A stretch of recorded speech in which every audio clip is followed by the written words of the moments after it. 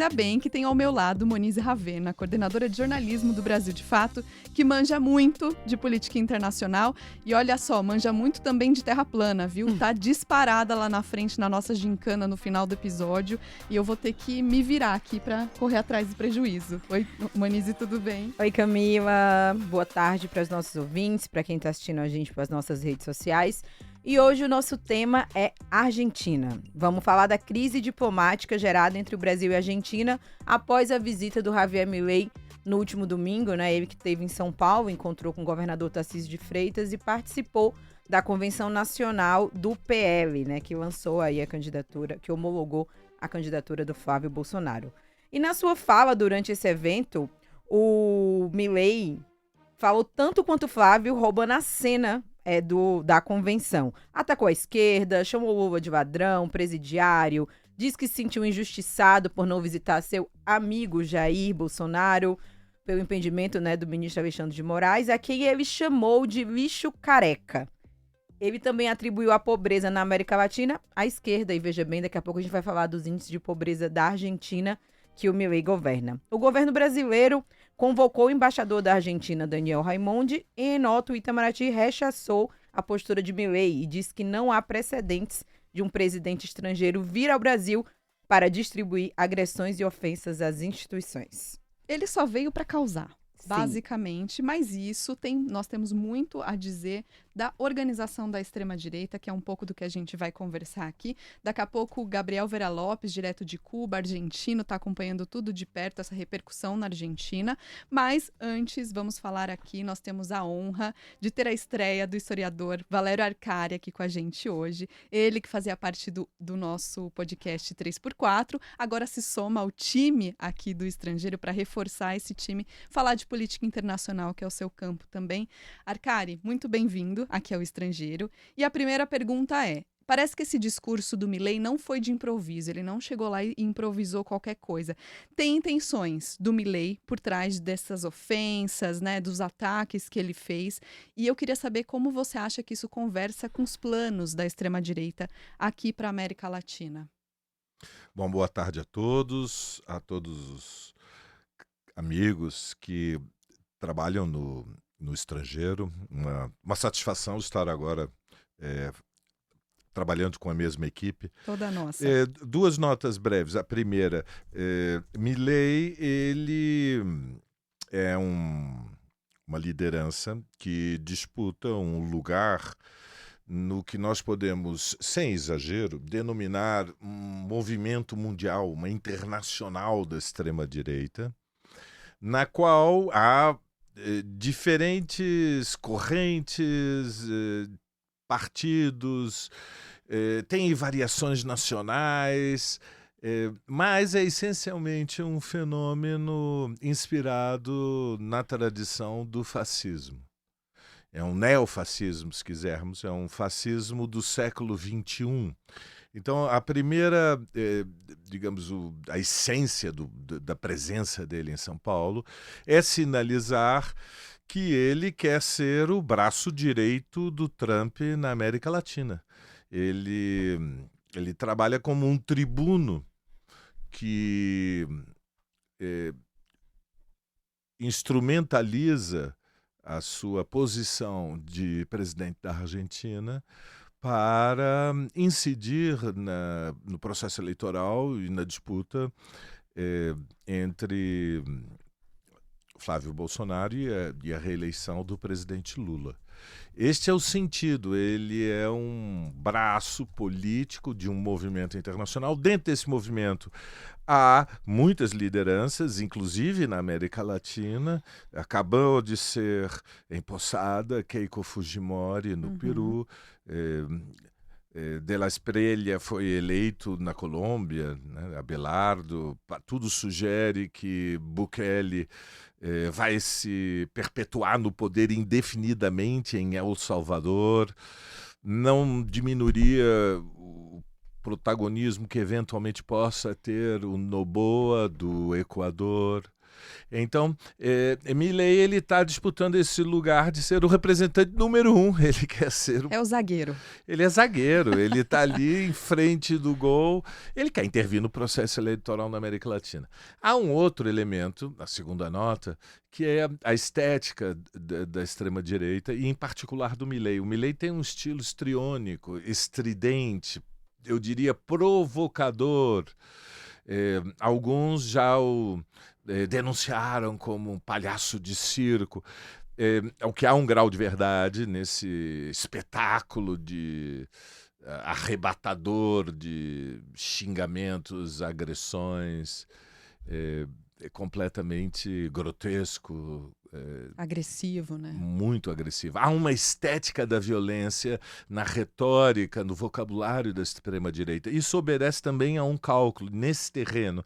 Eles não fazem senão imitar o que era a estética da violência do fascismo do século XX. Tem um apelo que é a tentativa de projetar a sua autoridade como sendo um líder, uma chefe político intocável, um capo. Ele é intocável. Ele é fearless, ele não tem medo de nada, ele utiliza as palavras sem pudores, ele não tem papas na língua, ele chama de ladrão quem tem que ser chamado de ladrão, ele chama de lixo quem tem que ser chamado de lixo. Isto é evidentemente não é um tema somente boas maneiras, embora nós devemos cultivar boas maneiras, bons costumes. Bom tom. É de bom tom. É politicamente uma linha de choque frontal para despertar uma animação, uma excitação. É evidentemente uma estética estudada, nada foi improvisado. É com as palavras, mas eu agregaria, também há um elemento cenográfico. Quem assistiu ao vídeo poderá confirmar que Milei era um agitador de palco. Uhum. Ele se sacudia ininterruptamente, com movimentos quase circenses. Cantou, enfim, teve de tudo. Agitação de palco. É parte de uma estratégia política. Eles querem, evidentemente, derrotar Lula, custe o que custar, para consolidar o que, infelizmente, neste momento, uma situação muito difícil na América Latina. É só olhar o mapa, né? Uhum. Estamos aqui nós e o Uruguai. Estamos cercados. Valéria, aproveitando, né, já essa sua resposta, mas você não acha que essa postura do Milei, ela cria mais indisposição com o eleitor brasileiro e pode ter esse efeito contrário de fortalecer o Lula como defensor do Brasil, em defesa, né, saindo em defesa das acusações do Milei? Qual é a sua avaliação sobre isso? Eu creio que também há um cálculo de que, como nos últimos, grosso modo, 2 meses, a partir de maio, houve uma inversão na relação política de forças no Brasil. Uhum. A relação política de forças, ela, digamos, oscila muito mais intensamente que a relação social de forças, são as posições das classes. A relação política de forças é o desfecho quase semanal, se não diário, num país como o nosso, muito intenso. O Brasil é muito intenso, gente. O mundo não é todo, para amadores. O mundo não é todo assim, o Brasil é muito intenso. Então, a oscilação é muito forte e Flávio Bolsonaro ficou na defensiva depois da revelação escandalosa da gravação, da intimidade quase pornográfica que ele mantinha, né, de uma irmandade com o Daniel Vorcaro, que é um banqueiro que deu o golpe mais severo, mais brutal no sistema financeiro do Brasil.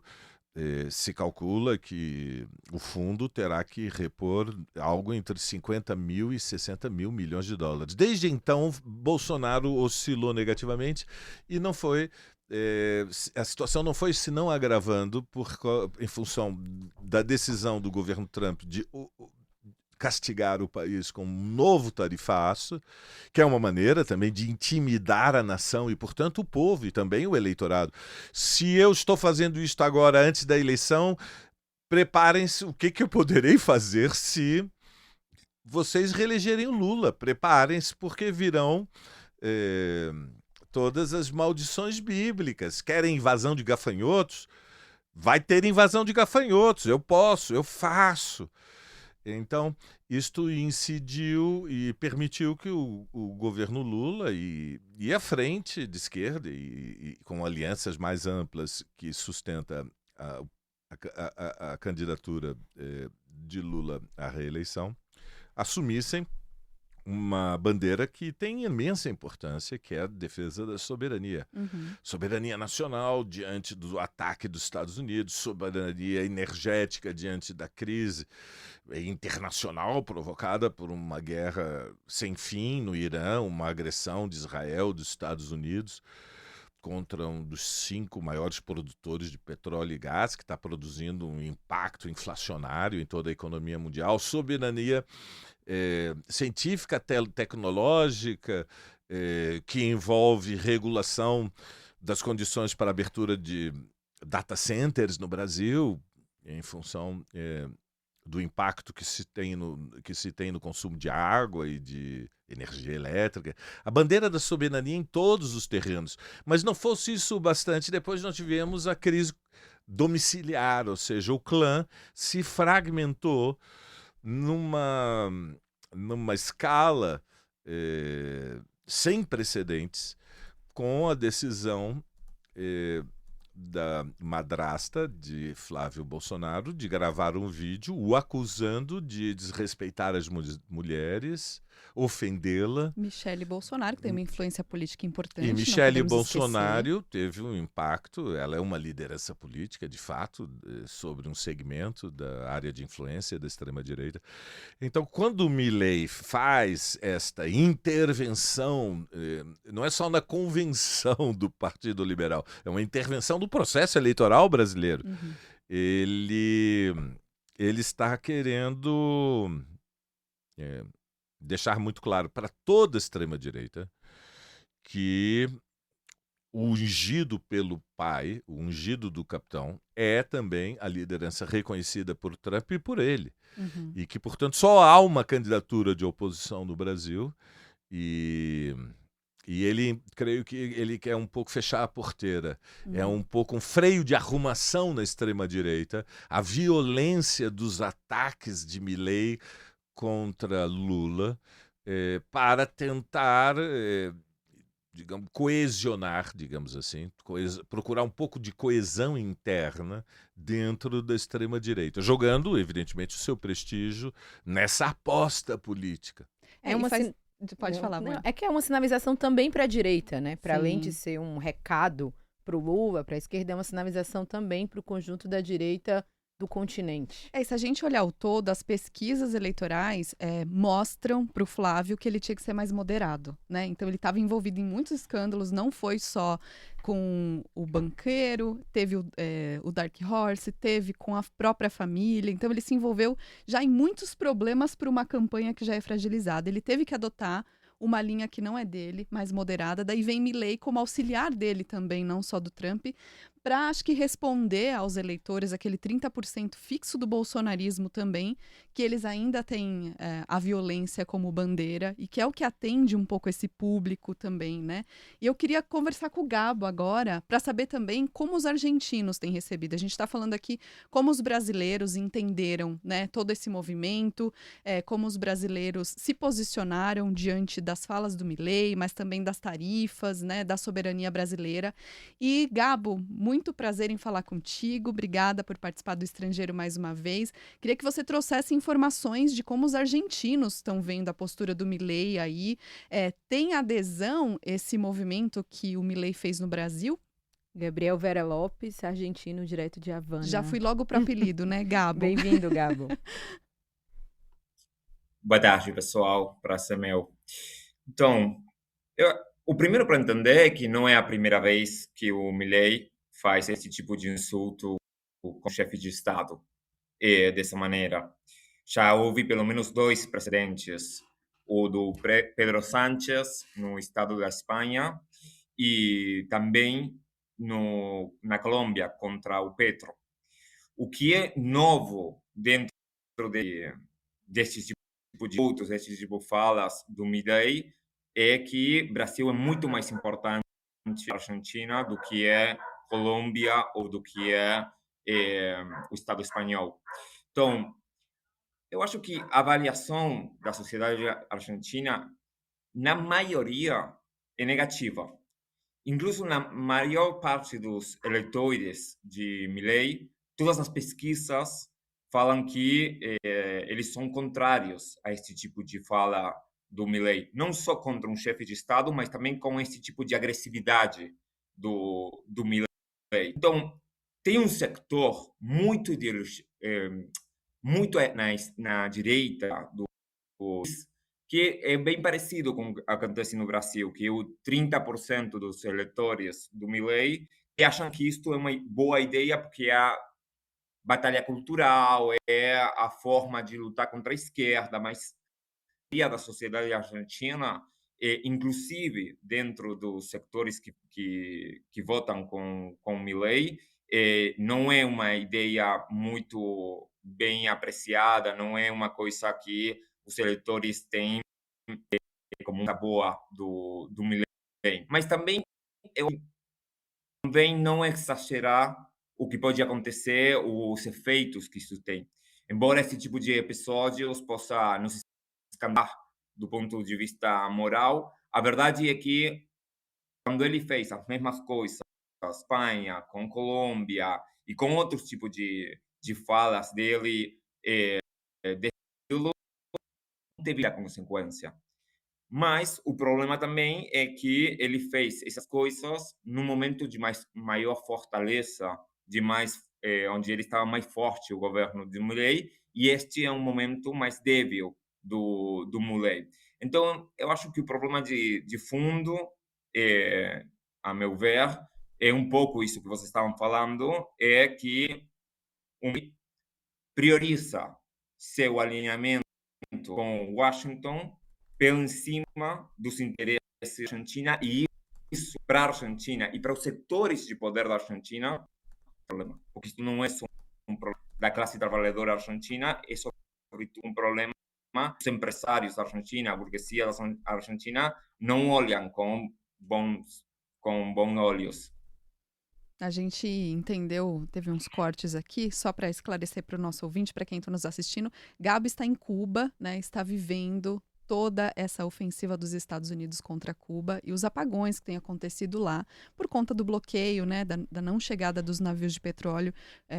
Assunto que nós temos a cobertura completa aqui no Brasil de Fato. Quem quiser saber mais, brasildefato.com.br. Então, só para contextualizar também as condições de internet do Gabo, mas conseguimos compreender bem, né, como é que o argentino vê o Milei. E até trouxe uma pesquisa aqui da Universidade de Torquato de Tella. A universidade sempre faz índices de aprovação, né? E logo após as falas do Milei, eles fizeram mais uma pesquisa e o Milei tem a confiança mais baixa do argentino desde que ele foi eleito. Então, caiu o índice de 6,4 para 1,94. Então, o Milei não tem boas condições também na Argentina, até porque a economia não vai bem, né, Moni? Tem muitas dificuldades no próprio país para ele vir incidir em outro país. E a Argentina é o terceiro maior parceiro comercial do Brasil, né? Que o Gabo estava trazendo, que dessa vez ele abre um conflito com um país de muito mais importância para a economia argentina. Gabo, queria continuar te ouvindo, né? Porque essa crise diplomática é considerada a pior entre os países nos últimos 30 anos, né? O Milei não dá nenhum sinal que vai pedir desculpas ou fazer qualquer outro gesto mais amigável. Essa crise pode estremecer uma relação também da balança comercial, impactar as exportações, por exemplo? Bom, eu acho que isso vai depender muito do que faça o governo de Lula. Eu acredito que se a situação ficar só assim como está ficando agora, vai ser aproveitado politicamente por Lula, mas não vai ter repercussões econômicas fortes.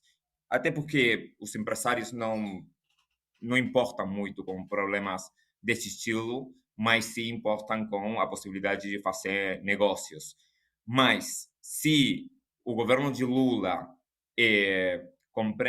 tem uma posição muito mais forte de liderança latino-americana, de não inserção dos governos estrangeiros nas eleições de Brasil e faz algum tipo de luta contra esse tipo de coisas que está fazendo o Milei, mas que pode também fazer outros governos de extrema-direita, até mesmo o Trump.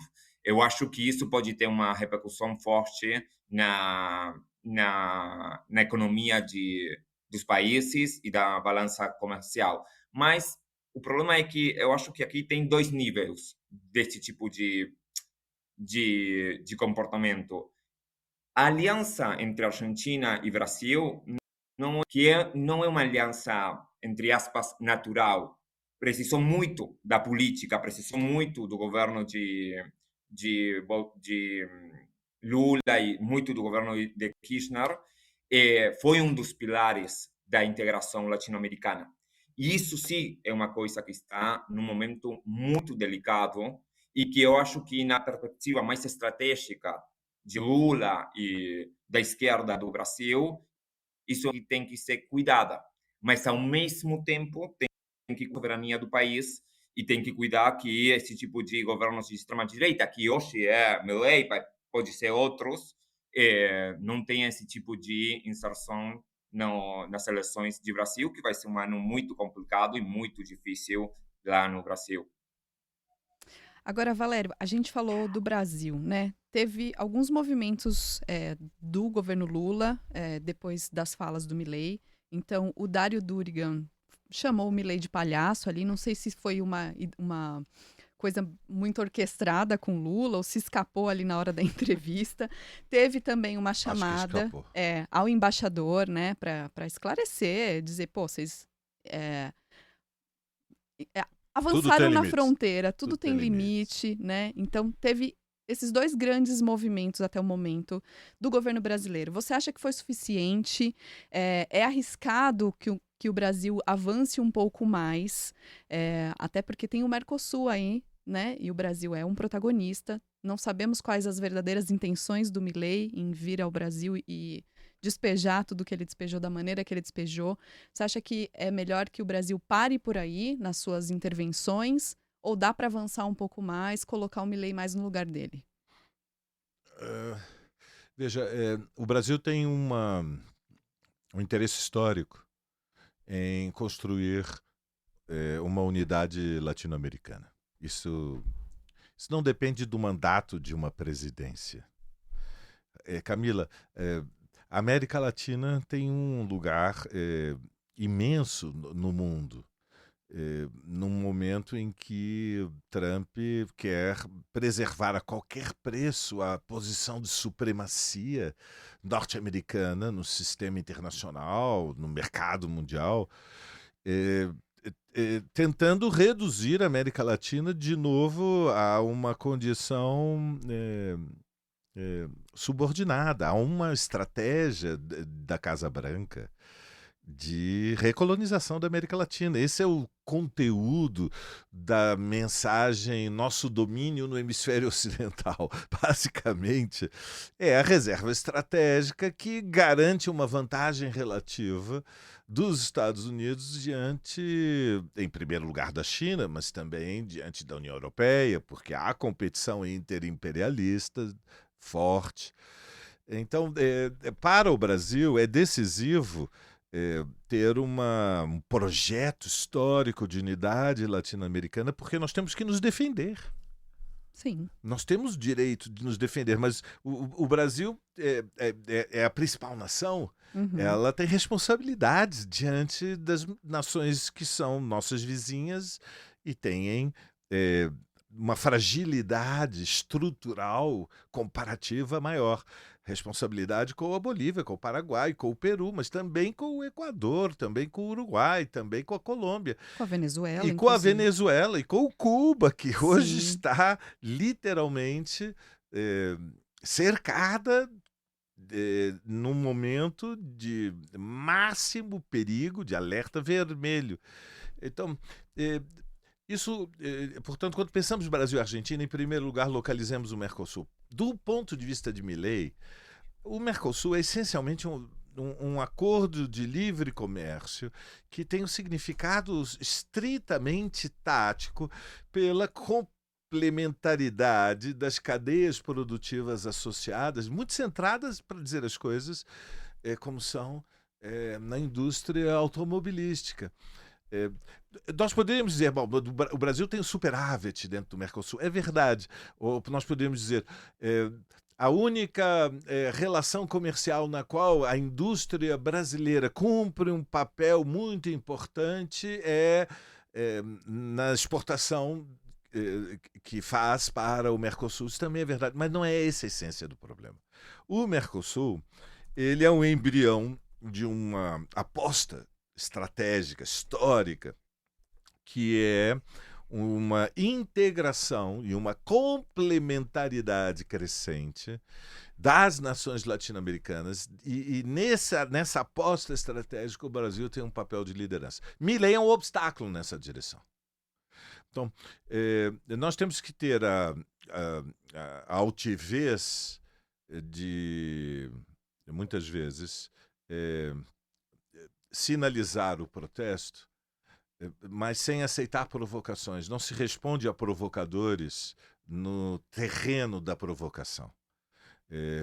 Do ponto de vista dos interesses estratégicos da nação, nós queremos preservar o Mercosul e sabemos que, se depender de Milei, ele vai para um acordo de livre comércio sem nenhum tipo de salvaguarda, nenhuma condicionalidade, amanhã, ajoelhado, diante do governo norte-americano. Uhum.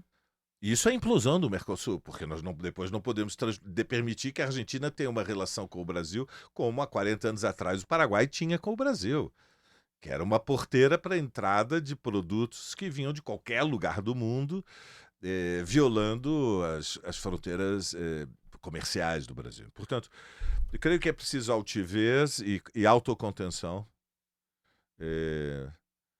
Nós temos que fazer... Está correto, que eu creio que o Itamaraty fez o protesto, mas nós temos que alertar a nação. Quer dizer, a minha preocupação é a seguinte, Camila: o governo brasileiro deve alertar a nação de que nestas eleições nós temos que ter a lucidez de entender que não haverá neutralidade dos Estados Unidos. Não estamos sozinhos. Exatamente. No jogo. Não. Este não é uma eleição decidida dentro das 4 linhas do campo. Esta é uma eleição internacionalizada, em que a Casa Branca, que já ajudou Casti a chegar à presidência em Santiago do Chile, ajudou o Abelardo de la Espriella a chegar à presidência em Bogotá, sustentou o projeto de Keiko Fujimori no Peru, apoiou Noboa o ano passado nas eleições do Equador, tem interesse em derrotar Lula e reeleger Milei. E deste ponto de vista, nós também, como disse o Gabo, a situação do Milei não é tão simples na Argentina, porque hoje ele tem menos 4% do que o Macri tinha no mesmo tempo de mandato. A desaprovação dele é mais que 50% já, né? É Também. complicado. Então, eu creio que nós temos que alertar a nação, em particular a classe trabalhadora, os oprimidos, enfim, os movimentos sociais, as mulheres, os LGBTs, os ambientalistas, o movimento negro, o movimento estudantil, que esta é uma batalha que foi internacionalizada, que Trump vai usar todas as armas, que o já ganhou é uma armadilha da mente humana. A mente humana ela tem uma certa tendência a preferir aquelas informações que confirmam nosso desejo. Então, eu neste momento eu diria, eu estou preocupado com o já ganhou. Esta campanha continua no fundamental indefinida. Eu acompanho, evidentemente, as pesquisas e sei que neste momento há uma vantagem maior do que nunca a favor de Lula contra Flávio Bolsonaro, mas não sou a favor da ilusão de ótica de que daqui em 10 semanas vai se manter essa situação indefinidamente. 10 semanas é muito tempo. Acho que a gente aprendeu com a eleição do Bolsonaro também, que o já ganhou É, Não é uma boa tomara que a estratégia. gente tenha aprendido, porque de fato a gente tem percebido um pouco desse clima, né, depois das últimas pesquisas e tal. Então acho que é um alerta de fato importante. E Gabo, eu queria te trazer aqui para a conversa de novo, porque a gente citou na abertura do programa que uma das coisas que o Milei falou aqui no sábado foi que a pobreza na América Latina era culpa da esquerda, né? E aí entender contigo qual é a situação hoje da Argentina, inclusive, né, do avanço da pobreza, da miséria, da inflação. Bom, a situação econômica e política do país é muito complexa. Eu diria é uma das crises mais importantes que tem a Argentina, e a Argentina é um país que tem muita experiência em ter crises. Então, isso é bem forte, né? A perda constante de postos de trabalho tornou-se um problema muito grave, o problema mais grave do país. E isso também é uma coisa que está acontecendo muito, está aparecendo muito nas pesquisas do porque o que aconteceu foi que durante o primeiro período do governo de Milei tinha esta ideia de que, ok, pode ter um monte de problemas, o desemprego, problemas da desvalorização cambiária, né? Mas sempre e quando o governo manteve tranquila a inflação da Argentina, tinha esta ideia de, bom, vamos dar um tempo para o governo de Milei, mas esse tempo está acabando. E isso, agora sim, aparece como uma das principais preocupações do povo argentino, o problema do desemprego, o problema ou do emprego de pouca qualidade, né? Porque também acontece ao mesmo tempo que fábricas e setores industriais têm que fechar, cresce a uberização da classe trabalhadora, né? Esse tipo de trabalhos de plataforma, que é um jeito que tem as pessoas de chegar até fim de mês, mas num contexto muito diverso, com muito poucos direitos, com uma situação econômica muito difícil. Então, eu acho que neste momento é um momento de maior debilidade desde esse ponto de vista do governo de Milei. Mas, ao mesmo tempo, o que nós temos que também entender é que é um momento de muita desorganização, de muita debilidade da oposição. Então, a fortaleza do governo de Milei não é uma coisa própria do governo de Milei, é que a oposição do governo de Milei é muito débil. Então, isso é o que faz uma vantagem comparativa com a oposição, e essa é a principal força que eles têm a seu favor. Então, eu acho que isso é um dos momentos que logra o Milei se estabilizar de um jeito. E também porque uma coisa que é importante dizer é que Milei conseguiu governar em minoria, num momento com uma forte ofensiva neoliberal contra o povo argentino, mas isso também teve a cumplicidade de um sector do peronismo, principalmente do peronismo do interior do país. Então, isso também deixou como esta ideia de que, bom, ele é bem ruim, mas ele vem a fazer o que tem que ser feito. Uma ideia que ficou bem instalada, não só nos setores dominantes da burguesia da Argentina, mas também no setor da classe trabalhadora. Então, eu acho que isso é um pouco o cenário da Argentina, um cenário de muita catástrofe social, com muita degradação na economia, mas também na sociedade, aumentos da violência, aumento do consumo de drogas, aumento de um monte de problemas que são muito difíceis depois de recuperar, de arrumar, e ao mesmo tempo a ideia de que, bom, isto tem que ser feito, isto não tem outro jeito de ser feito, que ganhou muito espaço na Argentina e nas diferentes setores políticos, inclusive a oposição. É isso, eu acho que tem um pessoal interagindo aqui no chat para parafrasear Lucas Stanislau, uma esmagadora audiência aqui no chat do YouTube. E tem um comentário que faz muito sentido com o que o Gabo fala, do Ricardo Santos. Pior que a extrema-direita é a extrema imprensa, que desinforma de um lado e engana do outro. Eu acho que Milei se posicionou com uma narrativa, mas acho que não vai ser tão simples na próxima eleição, um pouco mais de um ano para a próxima eleição na Argentina, a presidência, né?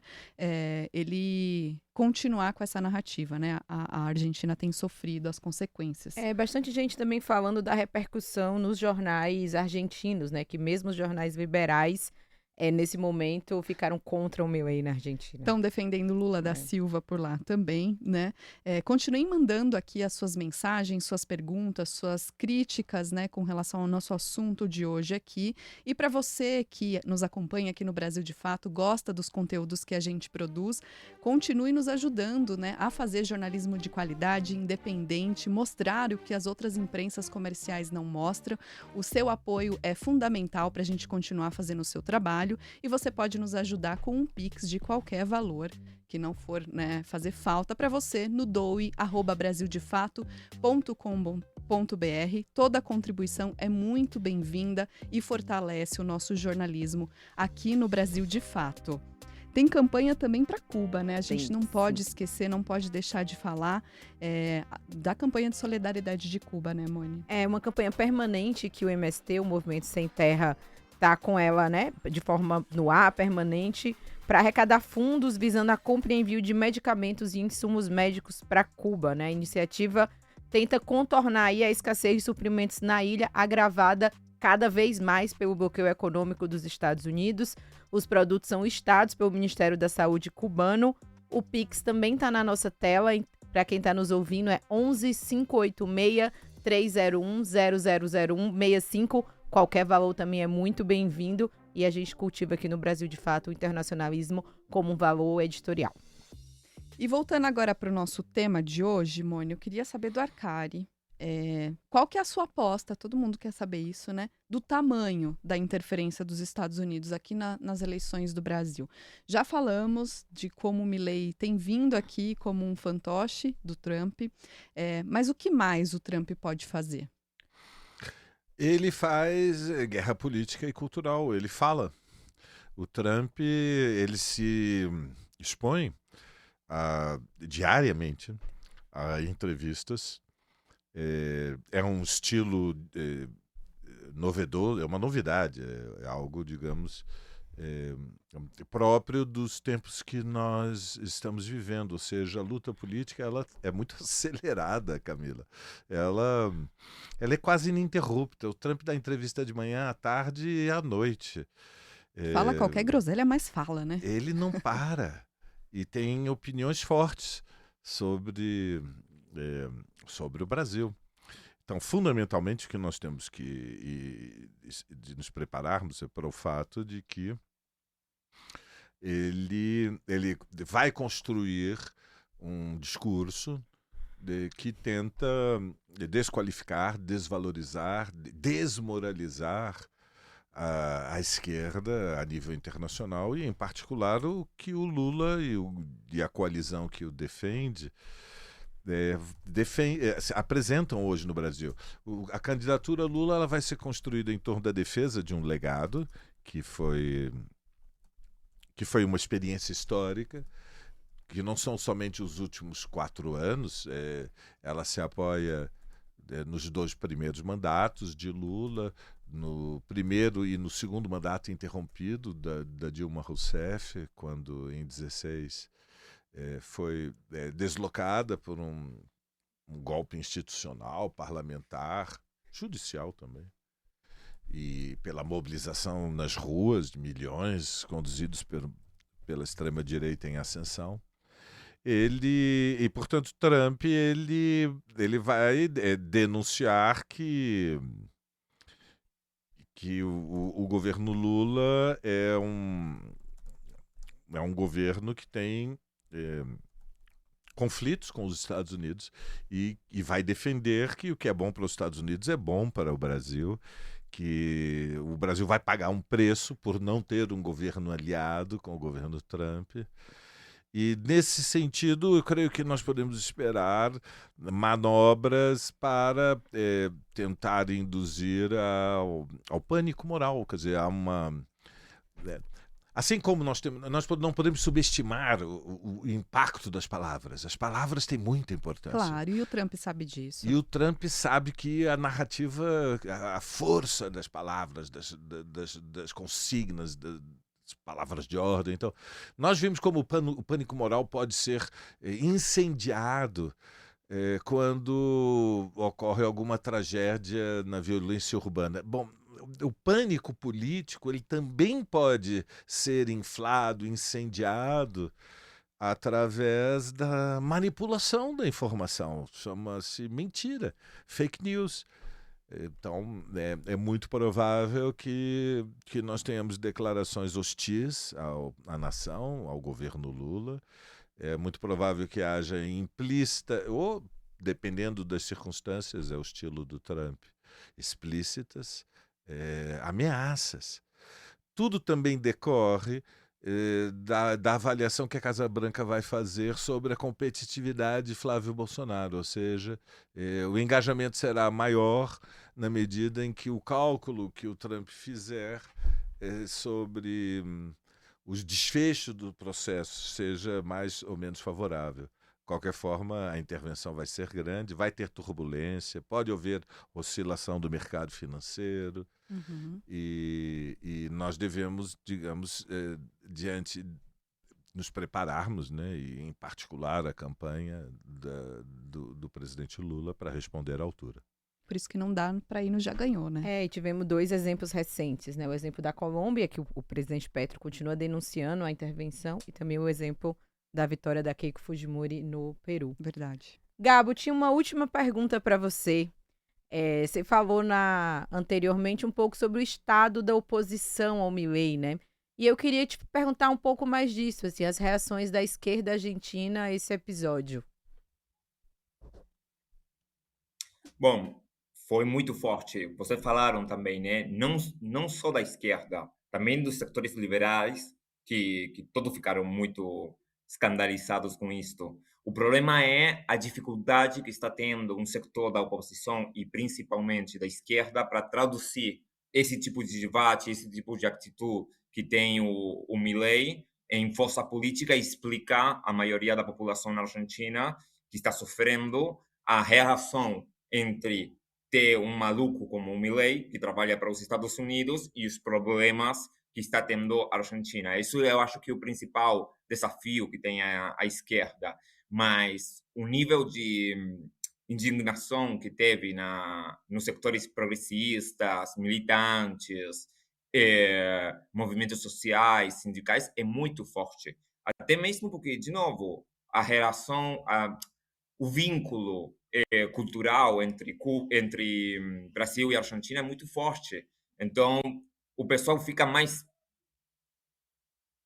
segue mais próximo o que acontece no Brasil e com o Lula e coisas assim, que é muito admirado também, não só por a esquerda da Argentina, mas também para um setor de centro-direita, liberal, coisas assim. Então, o Milei apontou e brigou com um cara que tem muita autoridade moral na política da Argentina, em setores que não são só de esquerda.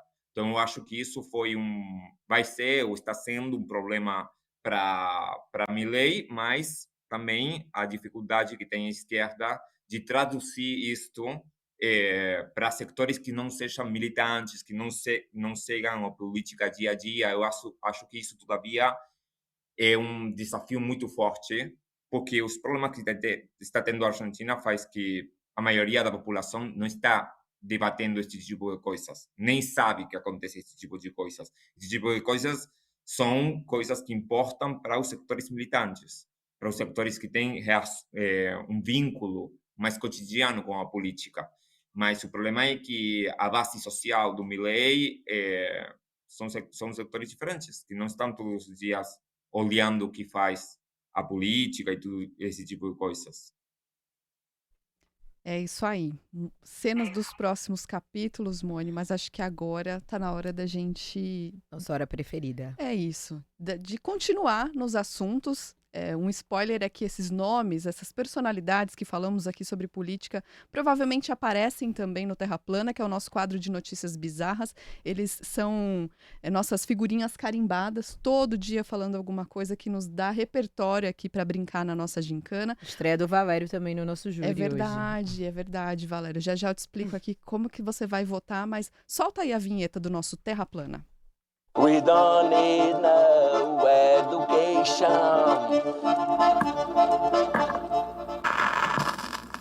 A Terra é plana. Então tá bom.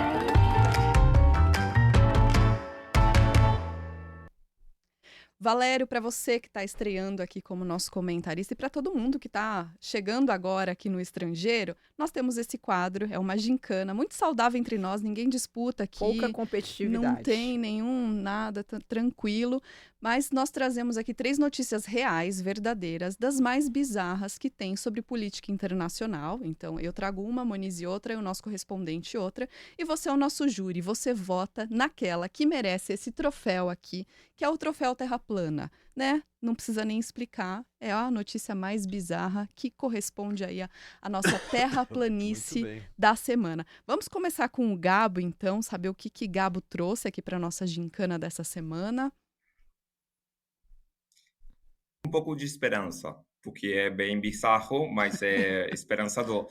E é que o eBay tem que pagar quase 50 milhões de dólares a um casal dos Estados Unidos que fizeram uma cobertura sobre o que fazia o eBay e os trabalhadores de eBay, funcionários, levavam durante um ano baratas, um porco, coisas assim, intimidações para silenciar este tipo de trabalho do jornalismo, e eles ganharam. Então, tem esperança no mundo que, de vez em quando, nós podemos ganhar também. Uau, essa é forte a notícia, né? Moniz, quer trazer a sua? Quero. Eu tinha reservado esse Terra Plana desde o final de semana, sem saber o que seria o nosso tema de hoje, mas o meu Terra Plana é precisamente o show do Milei cantando no sábado aqui na Arena Pacaembu. Não sei se a gente tem a imagem, o vídeo, mas imagino que a nossa audiência já tenha cansado de eu pular aí na tela de vocês. Então, meu Terra Plana é o Milei na convenção do PL, propriamente o momento em que ele, como o Valério disse, fica se balançando o tempo inteiro. O Flávio tenta acompanhar, como vocês veem, eles não têm a mesma desenvoltura do Milei, mesmo né? gingado. Então, ele não conseguiu. O Milei, eu acho que se ele não for eleito, ele já pode criar uma banda. Ele tem aí um lastro de cantar para políticos da extrema-direita, né? Foi para Israel, cantou também. Ele tá quase em turnê. O cabelo já é de um popstar, eu diria, né, Arcari? E Camila Salmasi, o que você tem pra gente? Bom, também é uma personalidade que falamos muito aqui, que é o Trump, e que ele está obcecado pela Groenlândia. A gente achou que isso era coisa do passado, que ele já não queria mais saber da Groenlândia. Ele volta num evento da ONU e diz que não, que a Groenlândia tem que ser dos Estados Unidos, sim, porque a Dinamarca, abre aspas, deixa eu até achar aqui a aspas perfeita que ele diz, a Groenlândia não ajuda a Dinamarca. Porque, enfim, a Dinamarca não gasta dinheiro para apoiar verdadeiramente a Groenlândia, mas para os Estados Unidos é uma parte importante porque está rodeada de navios da China e da Rússia. Eu fico imaginando o pessoal da Groenlândia... Ele nem escondeu. Assistindo o Trump dizer isso na maior cara larga. Então, assim, é digno de uma terra plana e ele, não sei, essa obsessão pela Groenlândia me chama a atenção também. Tem que fazer um podcast aqui sobre é o domínio do Ártico, psicanálise. Camila. É o domínio do Ártico, riquezas imensas, minerais e a circulação, as novas rotas marítimas, é um domínio estratégico. Não sabemos que é estratégico, mas não pode brincar assim na política, né? Eu quero o seu território, então esse é o mais bizarro. É século XIX. Exatamente. 200 anos de atraso, eu vou lá e tomo. Valério Arcari, muito obrigada. Bem-vindo aqui ao meu voto é no Estrangeiro. Milei, já vou dizer. Já ganhou. Milei é imbatível. Aquela cena é grotesca, é imbatível. Eu e o Milei estamos imbatíveis. Com certeza, Moniz. Olha, eu acho que você está proibida na próxima de trazer Milei. Chama o placar. Para quem não está assistindo, está só ouvindo, eu e Lucas, né, representando o Lucas, hoje aqui na bancada estamos com 9, Monize com 14 e os correspondentes, o time de correspondentes com 6. É isso. Monize vencendo todos os cenários das pesquisas aqui da nossa E o meu me ajudando bastante na minha corrida, porque toda semana ele tem material aí para o nosso Terra Plana. É isso aí, Gabo. Obrigada pela sua participação aqui no Estrangeiro mais uma vez. Voltamos em breve com você. Tamara Arcari, muito obrigada. Uma ótima estreia aqui. Seja bem-vinda ao Estrangeiro. Obrigado. Boa tarde. É isso, encerramos aqui mais uma edição do Estrangeiro, então vamos para a ficha técnica Quem Faz o Estrangeiro, que é apresentado por mim, Camila Salmazo e Monize Ravena, tem direção e produção minha e de Lucas Salum, edição e sonorização é da Caroline Porcel e no Switcher, Georgia Rangel. A identidade visual é do Rafael Canoba e no Brasil de Fato a coordenação de jornalismo é da Monize Ravena e do Lucas Stanislau e a direção executiva é da Nina Fidelis. Com essa nos despedimos dos nossos estrangeiros e estrangeiras e para continuar acompanhando a nossa cobertura sobre as principais notícias do Brasil e do mundo, você acessa brasildefato.com.br. Até semana que vem, tchau, tchau!